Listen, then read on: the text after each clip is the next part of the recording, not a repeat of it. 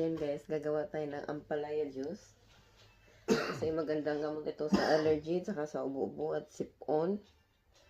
At ito yung ampalaya natin. Pero nakahiwan ako ng isang piraso at kalahati. At para hindi masyadong mapait, ilagyan ko ng roman. So, grenade ito. Yan. Nilagay ko na yung kalahati. Tsaka matamis.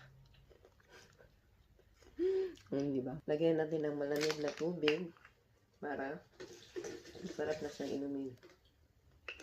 Malamig na siya. Nahiwa ko na yan at nahugasan.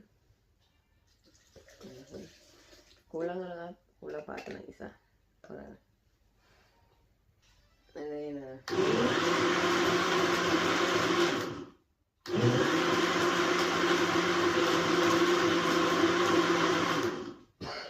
Pure ampalaya talaga ito. Ayan, nakagawa na tayo ng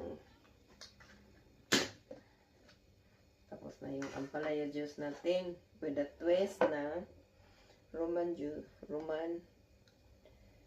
Ayan. May bubbles pa. Juice na juice yung dati. May bubbles. Ayan. Sure ko guys. Mapait talaga ang lasa nito. Kasi nakatikim na ako nito eh. Husgahan na natin.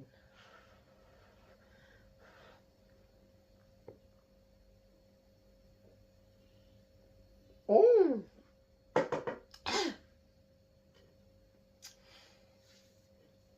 Mapait siya na manamis-namis na yun lang. Hindi ko kasi nilagyan ng limon. Masarap. Kahit mapait. Diretso lang ang inom. Ay, bula ang gani.